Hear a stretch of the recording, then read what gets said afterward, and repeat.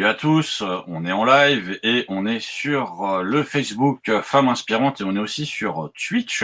Aujourd'hui, je suis avec Francis qui participe à notre live Femmes Inspirantes hors série. Alors Francis, comment ça va? Eh bien, bonsoir Lionel, merci, ça va très bien.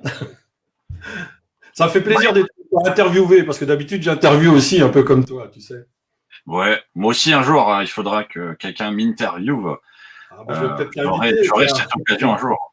Alors, évidemment, vous l'aurez sans doute remarqué, mais Francis est un homme. Et alors, pour ceux qui nous suivent depuis un certain temps, vous aurez pu voir qu'il y a quelques hommes qui ont eu l'occasion de participer à nos lives femmes inspirantes, hein, puisque voilà, il y a toujours eu quelques interviews d'hommes qui sont passés par là. Et évidemment, il y a aussi des demandes de personnes qui voulaient qu'il y ait aussi des hommes qui participent. Donc, c'est l'occasion pour Francis d'être avec nous. Alors avant qu'on commence concrètement notre petit live, je vous rappelle qu'on est en live, qu'on est chacun chez soi, que il peut y avoir peut-être des problèmes de Wi-Fi. Je ne sais pas d'ailleurs Francis si chez toi tu as un bon réseau Wi-Fi ou tu as la fibre. Alors, j'ai pas encore la fibre, malheureusement. Ça fait 2 mois que le câble est posé, enfin la fibre optique est posée, mais c'est pas encore connecté. Non, je passe en 4G là. Donc, Okay. je passe pas par le Wi-Fi, je passe par le 4G. J'ai une borne 4G spéciale. Ok. Alors moi, évidemment, pour ceux qui regardent, vous savez que je suis toujours au fin fond de la campagne et que par conséquent, mon Wi-Fi n'est pas forcément top. Donc voilà, n'hésitez pas à nous dire si vous nous voyez bien, vous nous entendez bien. N'hésitez pas aussi à poser vos questions à Francis. Si jamais vous avez des questions, voilà, on les prendra au fil de notre live. Et de toute façon, comme vous le savez, il y aura une phase de questions-réponses à la fin pour pouvoir revenir là-dessus si vous avez des questions plus poussées à nous poser. Alors, je vois qu'il y a déjà quelques personnes qui nous ont rejoints, donc n'hésitez pas à nous dire si vous nous voyez bien, vous nous entendez bien. Et encore une fois, n'hésitez pas à poser vos questions à n'importe quel moment si vous avez des questions à poser à Francis ou on les reprendra de toute façon en fin d'émission. Alors, je te propose simplement qu'on commence, Francis, pour ceux qui nous rejoignent, tout simplement par la question un petit peu habituelle de savoir qui tu es. Alors, est-ce que tu peux, en 3, 4, 5 minutes, un petit peu nous donner quel a été un petit peu ton parcours scolaire, tes études, peut-être aussi parler je sais pas moi des voyages que tu as pu faire, voilà nous donner un petit peu quelle a été la jeunesse de Francis, si je puis dire, pour que les gens puissent un petit peu voir qui tu es. Ok, il y a beaucoup de choses à dire. Eh bien, d'abord, en termes d'études, j'étais à 12 ans, j'étais en 6e de transition, si ça parle à quelqu'un. Enfin, les personnes de mon âge plutôt savent ce que ça veut dire. C'est une école pour les nuls.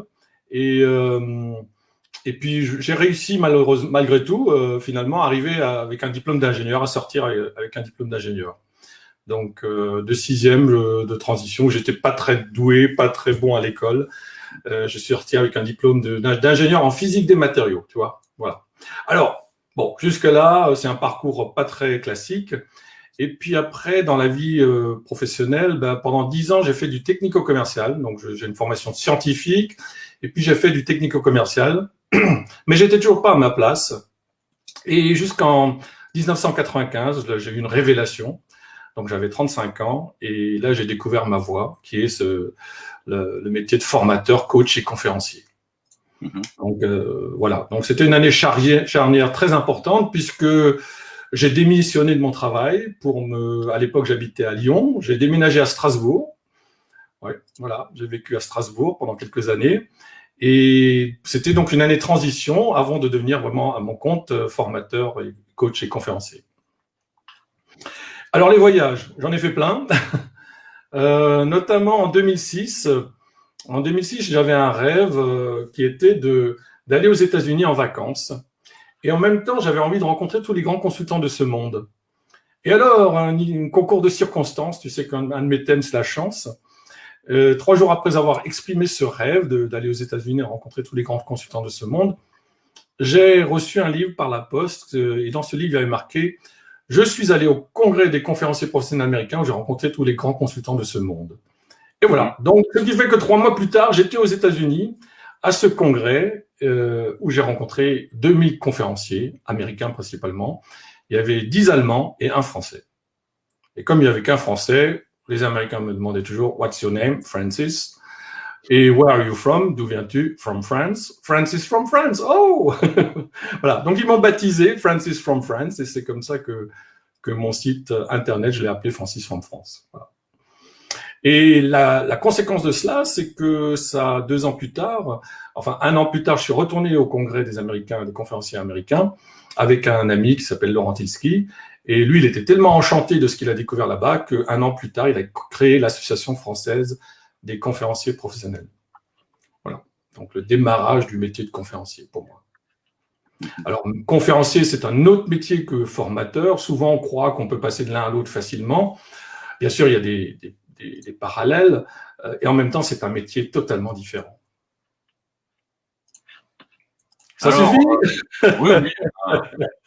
Bah écoute, c'est clair, rapide, concis. Donc, si jamais vous avez des questions à poser à Francis, hein, n'hésitez pas pour revenir un petit peu sur son parcours.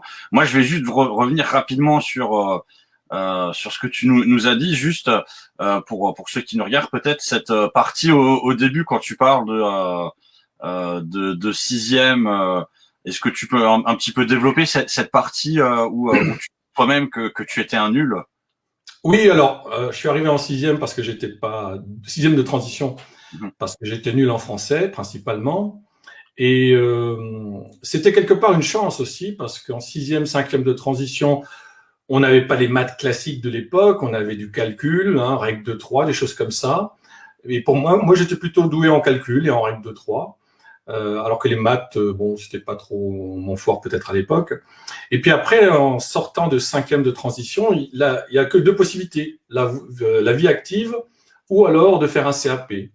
Et donc j'ai fait un CAP, électromécanicien, et par chance, j'étais un des meilleurs de la classe, et donc je pouvais rattraper, revenir en seconde spéciale. Donc d'un CAP, donc 6e, 5e de transition, 3 années de CAP, ça fait que j'avais déjà 17 ans, et donc j'ai intégré une seconde spéciale à 17 ans. Et j'ai eu mon bac à 20 ans. Et là, j'ai aussi eu un coup de chance, puisqu'en septembre 1979, le proviseur me convoque dans son bureau. Alors moi, j'étais plutôt du genre timide, introverti et tout. Et donc je dis, qu'est-ce que j'ai fait? Pourquoi il me convoque? Et j'arrive dans son bureau, il me demande qu'est-ce que vous voulez faire plus tard? Et moi, timidement, je dis peut-être un BTS ou un DUT. Et là, il me répond, mais vous n'avez pas plus d'ambition? Et c'est là qu'il m'a permis d'aller en mathématiques supérieures et mathématiques spéciales, en maths sup et maths spé, comme on dit. Donc j'ai fait pour pouvoir ensuite intégrer une école d'ingénieur. Voilà. Sinon, j'aurais fait un BTS, un DUT peut-être. Mais et là, en fait, en terminale, en F3, électrotechnique, j'avais 3 heures de maths et je suis passé en mathématiques supérieures à 14 heures de maths. Donc, tu vois le grand écart de passer de 3 heures à 14 heures de mathématiques. Donc, voilà. Et après 2 années, donc c'était à Metz et après 3 années à l'INSA de Lyon.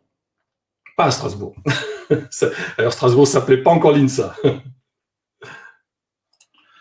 Ok, super. Alors, si jamais vous avez des questions, n'hésitez pas. On va revenir un petit peu justement sur ce que tu as développé au final après plusieurs années de réflexion, qui est justement un peu ta carrière de conférencier. Tu disais justement conférencier, formateur, c'est pas la même chose. Est-ce que tu peux rentrer un petit peu plus dans le détail de ce que tu as pu faire en tant que conférencier? Et alors, si je me souviens bien, je crois que tu étais même intervenu en Allemagne ou au Japon, c'est ça, non? Non, c'était notre vie, là, le Japon. L'Allemagne, oui, mais le Japon, c'était notre vie. C'était dans mon premier métier. Non, je suis, et j'interviens à l'international. Mais c'est vrai que depuis 1 an et demi, c'est zéro, quoi, de ce côté-là.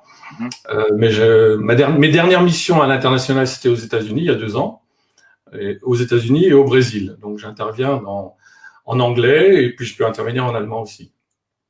Alors, pour les missions à l'international, c'est surtout de la formation que je faisais. Et le conférencier, c'est surtout en France que j'ai développé, quoi. Alors, qu'est-ce qui différencie un formateur d'un conférencier? Et d'abord, bon, il y a déjà souvent la durée qui est plus longue, bien sûr, mais le conférencier, il est là plus pour inspirer que pour vraiment former et d'avoir l'aspect pédagogique. C'est plus donner envie d'en savoir plus après, quoi. S'il fallait donner un pitch. D'ailleurs, le pitch, hein, je pense que tu sais très bien ce que ça veut dire.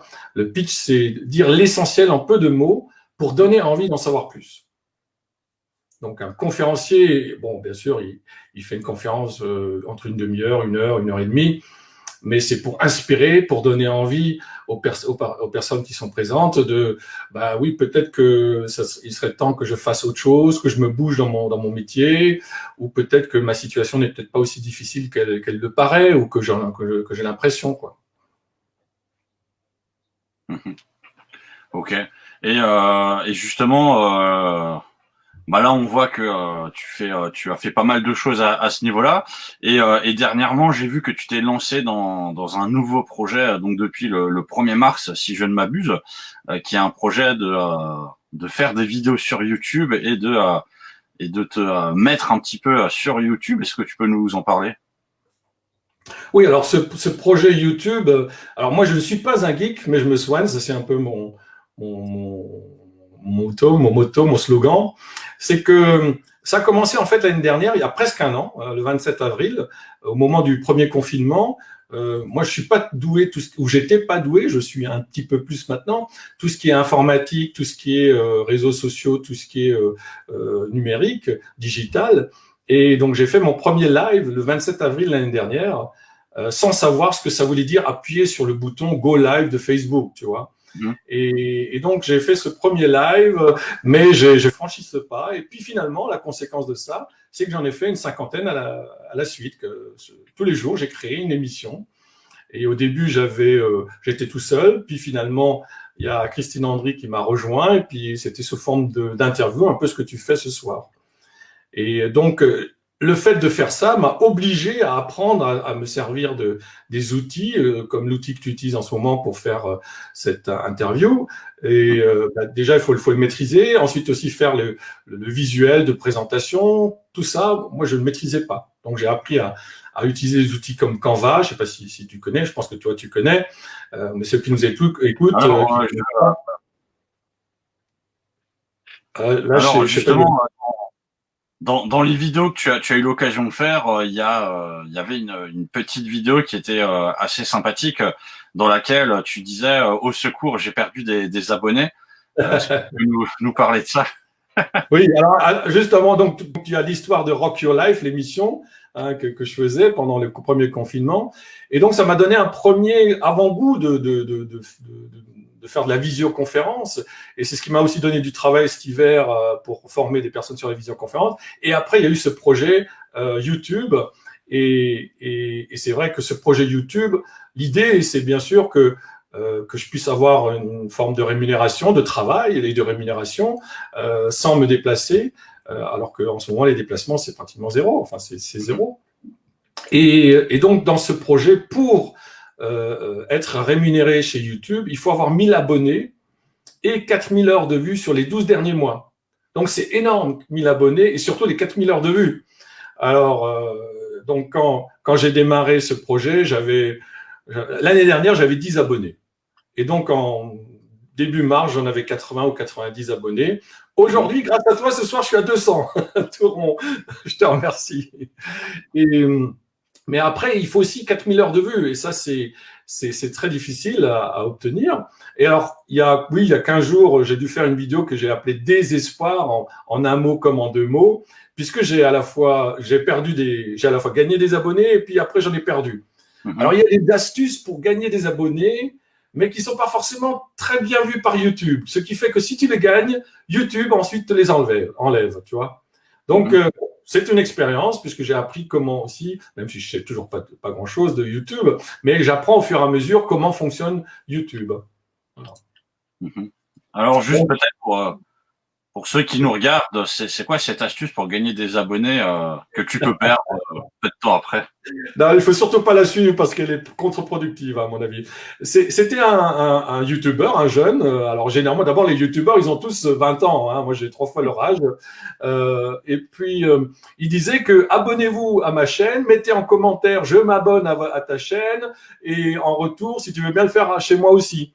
Et donc, toutes les personnes qui faisaient ce commentaire devaient s'abonner chez les autres. Ce qui était astucieux à la base. Sauf que YouTube a un algorithme, il repère quand quelqu'un de cette liste s'est abonné chez quelqu'un d'autre et ça a été réciproque.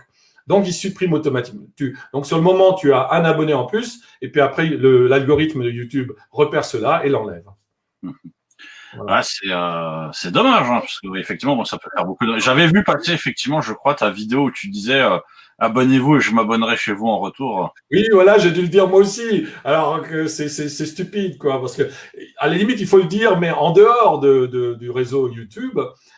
Mais si tu le dis sur YouTube, c'est très officiellement, ça marche pas, quoi. C'est contre-productif. Alors, pour ceux qui nous regardent, avec toute ta petite expérience youtubesque, juste quels seraient les 2-3 conseils que tu pourrais donner aux gens qui aimeraient se lancer justement dans YouTube? Oh là, alors c'est une bonne question parce que si je vais leur donner les conseils que tous les youtubeurs donnent, que je ne suis pas forcément, hein, alors déjà il y a bon, il y a des trucs classiques du genre, déjà, il faut avoir un visuel qui attire. Donc, ce qu'on appelle la miniature, thumbnail en anglais, c'est-à-dire que le visuel, il faut que ça te donne envie de cliquer dessus. C'est un peu comme le pitch, donner envie d'en savoir plus. Et pareil aussi, le titre de ta vidéo, il faut qu'ensuite, dans les moteurs de recherche, ce soit des thèmes qui soient recherchés. Ça, c'est le premier point. Le deuxième point, c'est que quand on regarde une vidéo, il faut que tu maintiennes l'attention, le suspense du début jusqu'à la fin. L'idée, c'est de faire en sorte que tout le monde regarde du début à la fin. Alors, c'est pas évident. Et là, je pense que j'avais sorti une vidéo là il y a quelques jours, le 14 avril à 22h06 sur Léonard de Vinci, où j'ai commencé à appliquer les techniques des youtubeurs. Avant, je faisais un peu à ma façon conférencier, formateur. Et là, je commence tout doucement à comprendre la logique des youtubeurs. Les youtubeurs, il faut que ce soit rapide, il faut qu'il n'y ait pas de pause, il faut qu'il y ait du suspense. Donc, dans cette vidéo, je vais vous dire comment faire pour avoir plus d'abonnés, pour avoir 1000 abonnés. Et avant que je vous le dise, vous voyez, on ne donne pas la réponse tout de suite. On crée le suspense. Et ça, c'est tout au long de la vidéo qui peut durer 4 minutes, 10 minutes, 20 minutes, quoi. Et il y en a qui sont doués pour ça. Voilà. Et puis surtout, peut-être un point où j'ai besoin de travailler, c'est que tous les youtubeurs le disent, il faut avoir ce qu'ils appellent une niche, c'est-à-dire un sujet particulier. Alors moi, pour l'instant, j'ai plusieurs sujets. Hein. J'ai à la fois le sujet « Je ne suis pas un geek et je me soigne », où je donne des trucs et des astuces, comment utiliser les outils numériques. Et puis j'ai aussi un sujet qui est les livres qui délivrent, donc où je parle d'un livre qui m'a inspiré donc Léonard de Vinci. Je suis parti d'un livre, d'un roman sur Léonard de Vinci qui m'a inspiré pour parler de ça, quoi. Et j'ai encore 2-3 autres sujets. Donc j'appelle ça des playlists, c'est des playlists, mais en fait il faudrait que j'ai qu'une seule playlist à la limite. Mais avec le temps, ça va s'affiner. Ouais, bah écoute, donc pour ceux qui nous regardent, si jamais vous avez des questions sur YouTube, hein, n'hésitez pas. Je rebondis effectivement, moi c'est vrai que quand on regarde, hein, souvent on voit les youtubeurs qui ont vraiment un sujet de prédilection, et parfois ça leur arrive de temps en temps de faire des vidéos sur d'autres trucs, et on voit que les vidéos ne marchent pas du tout quand elles sortent vraiment de leur sujet habituel. Je prends l'exemple, je crois que c'était Cyprien un jour qui avait fait justement une vidéo sur un sujet qui était totalement différent de ce qu'il faisait habituellement, et elle avait fait 10 fois moins de vues. Il en avait fait 1 ou 2 et après il avait tout de suite arrêté parce que ça marchait pas du tout. Donc effectivement, c'est vrai qu'il faut être sur un sujet. Toi, tu le disais, t'es sur plusieurs. Comment est-ce qu'à un moment tu comptes te recentrer sur peut-être le sujet qui marche le plus, ou tu y as déjà réfléchi? J'y réfléchis tous les jours. Alors non, mon problème c'est que je suis un généraliste et puis un touche-à-tout. Par exemple, aujourd'hui, ce matin, je me suis levé, j'avais une idée de vidéo que je voulais réaliser. Alors, j'étais parti pour l'écrire, hein, pas encore pour la réaliser. Et en l'écrivant, je me suis rendu compte que je peux en faire 3. tu vois. Donc déjà, je me disperse. Enfin, non, 3 sur le même sujet. Et puis après, j'ai voulu m'y remettre, après une pause, si tu veux. Et là, j'ai tapé un mot-clé sur Internet et je suis tombé sur un autre sujet. Et ça m'a donné l'idée de faire 2 autres vidéos dans un autre domaine. Donc, tu vois, là, je suis un peu bouillonnant dans le sens que j'ai 5 vidéos potentiellement, et j'en ai même plus 2 autres que j'attends encore de maîtriser les outils pour les faire. Voilà. Mais ce que j'ai fait aussi, alors, il faut s'inspirer on a toujours besoin d'un plus jeune que soi, puisque vendredi dernier, ou samedi, j'ai eu un jeune de 19 ans au téléphone, le fils d'une amie, et qui lui est dans le domaine du graphisme. Et alors, les jeunes, eux, ils sont nés avec Internet et YouTube, donc forcément, pour eux, tout ça, c'est évident. Pour moi, je prends du temps pour comprendre, alors que c'est évident, quoi. Et il m'a déjà dit, bah, tu devrais créer une autre chaîne YouTube, ce que j'ai fait dans la foulée, grâce à lui. Et maintenant, petit à petit, peut-être que je vais créer une 2e chaîne, une 3e chaîne, j'en sais rien. Mais je me focalise quand même dans un premier temps pour développer ma principale chaîne, quoi. Alors, ce qui est bien, c'est que ce week-end, par exemple, hier, j'ai réalisé une vidéo rapide dans la nature et ça ne rentre pas dans mon domaine de ma chaîne principale. Donc, je l'ai mis sur une autre chaîne YouTube. Voilà. Et en même temps, ça me donne l'occasion d'apprendre la technique et le montage. Ok. Alors, je te propose d'avancer un peu dans notre interview. Depuis un peu plus d'1 an, on vit un petit peu cette période de confinement, post-confinement ou pseudo-confinement en fonction des moments. Comment est-ce que toi tu le vis, que ce soit personnel ou professionnel? Est-ce que tu as pu être affecté justement par le premier confinement qui était un confinement, on va dire, un peu plus dur, où là, sortir, c'était vraiment compliqué. Là, actuellement, au final, bon, on peut quand même sortir beaucoup plus facilement. Comment est-ce que tu vis, toi, tout ça? Eh bien, globalement, j'ai plutôt bien vécu ces 12 derniers mois. Et je pense même que ces 12 derniers mois étaient la période de ma vie la plus créative. Alors, j'ai déjà expliqué tout à l'heure que j'ai fait un live le 27 avril. Donc, confinement a commencé le 16 mars l'année dernière.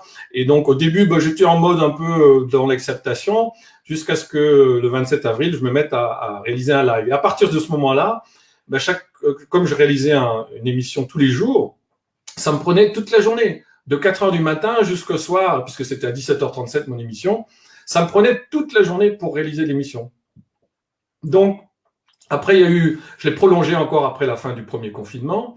Après, il y a eu le 2e confinement. J'ai continué à faire des lives. J'avais aussi du travail en distanciel, en visioconférence. Du coup, j'ai acquis une expérience dans tout ce qui est visioconférence, que ce soit Zoom, Teams ou tous les outils numériques, ce qui m'a donné effectivement beaucoup de travail en novembre, décembre, et janvier, février de cette année dans ce domaine-là, quoi. Et donc, j'ai toujours été occupé. Et là, depuis le 1er mars, c'est nouveau calme. Ce mois-ci, c'est hyper calme.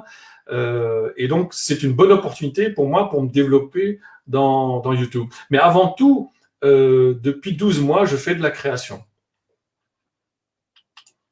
Alors, j'ai potentiellement 3 livres en écriture. Quand je dis en écriture, et puis là aussi, j'ai découvert qu'on pouvait faire de l'auto-édition assez facilement. Alors, c'est dans le même projet que YouTube, puisque une fois que j'aurai développé ma chaîne, il suffit que je mette en lien le lien numérique pour le livre, pour que les personnes puissent acheter, cliquer sur le lien. Et non seulement tu peux gagner avec le clic, le lien sur Amazon, en l'occurrence, et sur le livre que tu vends. Donc, tu vois, il y a tout un business qui est totalement différent. C'est totalement une autre logique qu'avant, donc tout ce travail numérique, quoi.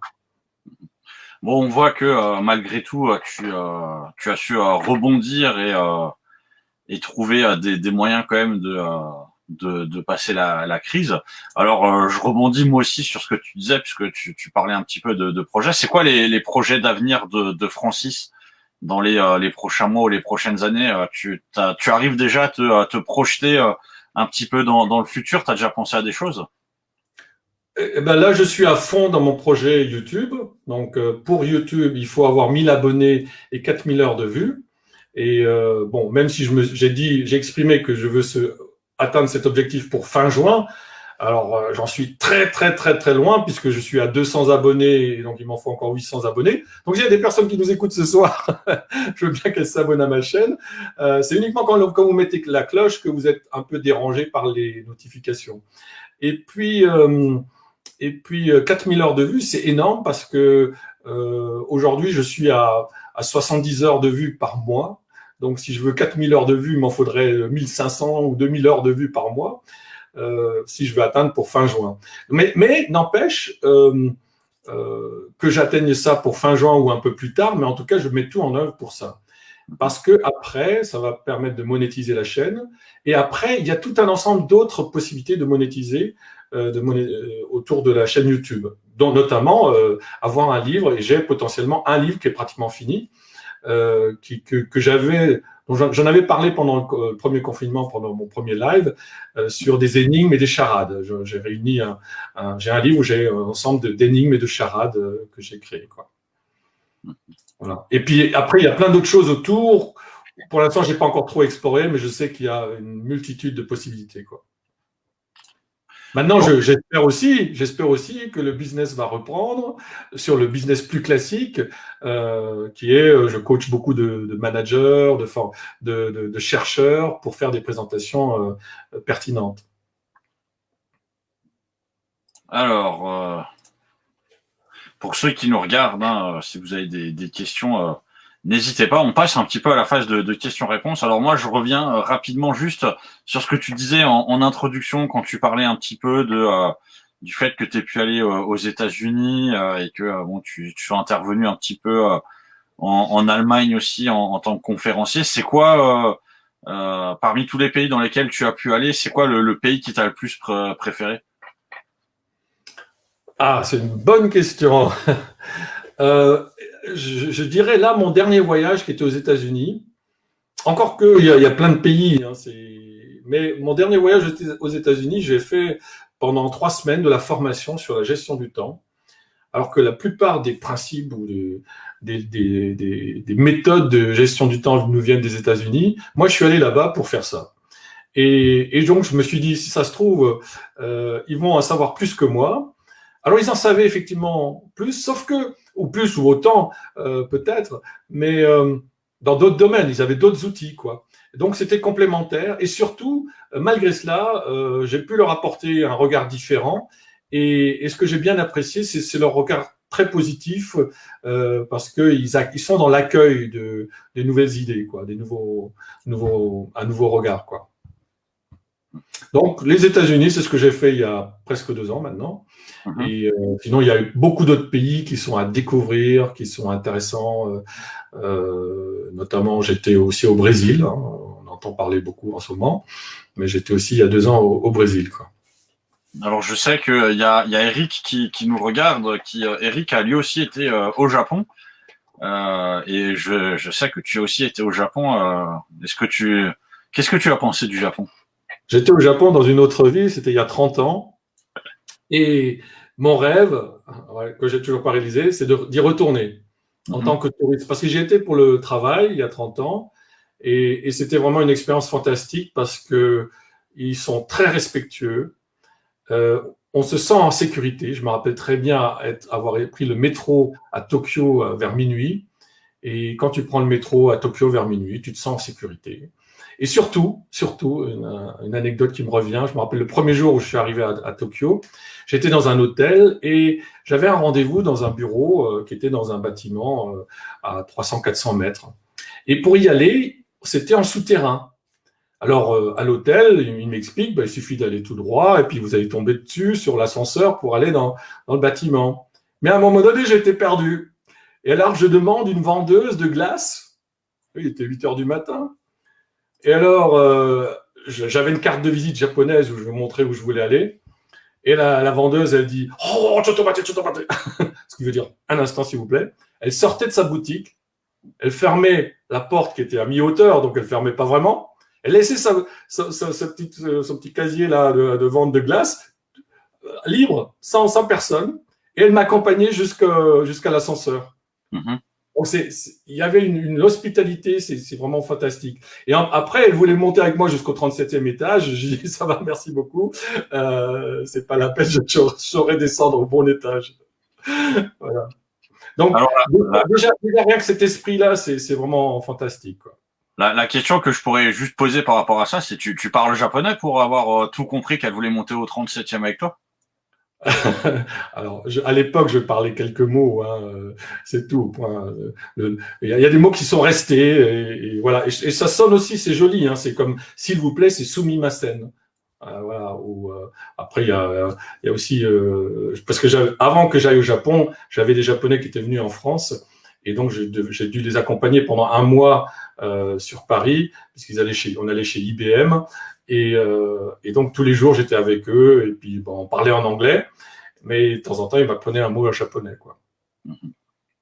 Voilà, c'est une très belle langue. Alors on est déjà à plus de 30 minutes de live. Je ne sais pas si tu as vu le temps passer. Moi non, mais toi, si. Moi, évidemment, je vois le temps passer vu que je fais attention justement au du live. C'est quoi ton timing, ta durée? Généralement, on fait du 30 minutes, 40 minutes maximum, donc il nous reste encore un petit moment. Moi, j'en profite. Quels seraient les 2-3 conseils aussi que tu pourrais donner justement aux gens par rapport un petit peu à la situation actuelle pour pouvoir un petit peu tenir ou surmonter ou passer en tout cas cette situation? Oui, c'est certain que tout le monde souffre d'une manière ou d'une autre. Hein. Professionnellement, même si j'ai pas de travail, mais je ne souffre pas parce que je suis occupé du matin au soir. Après, bien sûr, nous avons envie de retrouver une vie un peu plus normale, un peu plus sociale, où on peut rencontrer des personnes. Mais en attendant, bien sûr, il faut faire avec pour gérer au mieux cette situation. Et donc, il faut trouver ce qui peut les passionner, ce qu'ils peuvent aimer faire pour s'occuper le plus intelligemment possible. Et c'est vrai que au premier confinement, les Zooms, enfin toutes les visioconférences se sont vachement développées.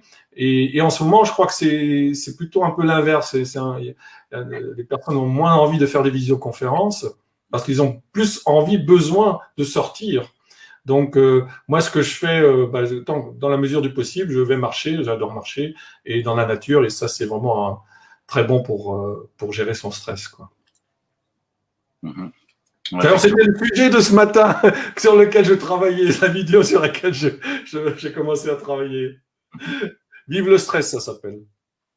Effectivement, je rebondis juste sur ce que tu disais. Hein. C'est vrai que moi, souvent, je vais marcher pendant une demi-heure, 1 heure pour déjà pour faire un peu de sport et après pour se sortir un petit peu aussi. Et le fait de marcher, ça permet aussi parfois de penser tout seul. Donc c'est quand même assez intéressant ce genre de choses pour essayer de prendre l'air, etc.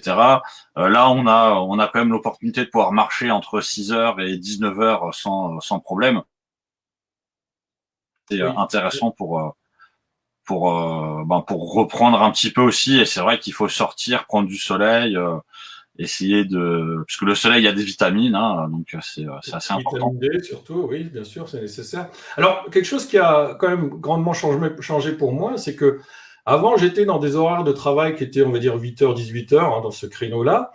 Eh bien, depuis le confinement et surtout ces derniers mois, en plus, là, tant que je n'ai pas de visioconférence de formation, mais quand je travaille chez moi sur ma chaîne YouTube, je travaille du matin 6h, midi, et après 14h, je vais aller marcher.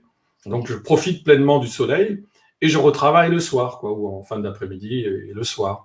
Et en fait, comme il y a une formation que je donnais beaucoup qui est en présentiel, c'était la formation gestion du temps, où j'expliquais que nous avons un rythme biologique qui fait qu'il y a des moments où on est plus efficace que d'autres. Et quand on sait écouter son corps, ben là, j'ai pas envie de travailler. Et si je peux me le permettre, c'est l'avantage actuellement, je peux me le permettre de dire j'ai pas envie de travailler, ben je travaille pas.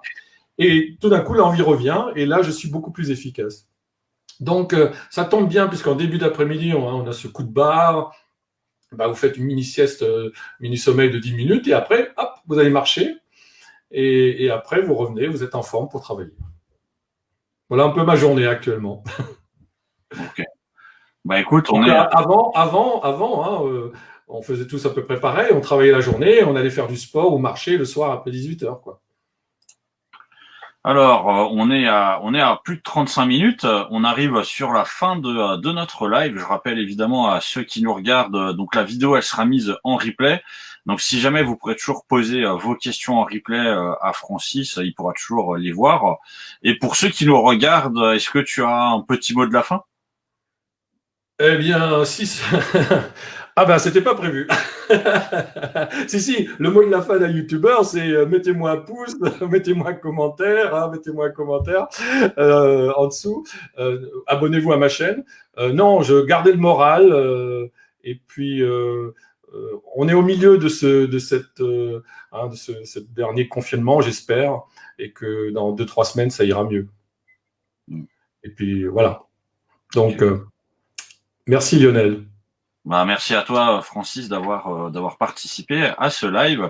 J'espère que bah, ça se passera bien pour toi. Moi, je vous donne rendez-vous la semaine prochaine. On aura un nouveau live à 19 heures. Et bah, moi, je reprendrai un petit peu comme finissent les youtubeurs. Hein. N'hésitez pas à vous abonner, à liker et à commenter la vidéo. Elle sera aussi disponible sur YouTube d'ailleurs, hein, puisqu'il y a la chaîne YouTube Femme Inspirante. Donc, je vous invite un petit peu à la suivre aussi. Et n'hésitez pas à nous dire ce que vous pensez. Et on a Lydia qui nous dit bravo. Donc merci à toi Lydia. Si jamais hein, tu as des questions que tu aimerais poser à Francis par rapport au replay, n'hésite pas et n'hésite pas aussi à les regarder sur notre chaîne YouTube. Et donc je vous dis à la semaine prochaine et ben bonne soirée à toi Francis. Merci, bonne soirée. À manger Francis. Est-ce que tu as déjà pris ton dîner, Francis? Oui, moi je mange tôt. Très bien. Bah, sinon, j'allais te souhaiter bon appétit, mais sinon, Oui, bon appétit à toi alors. pour ceux qui sont là. Ciao!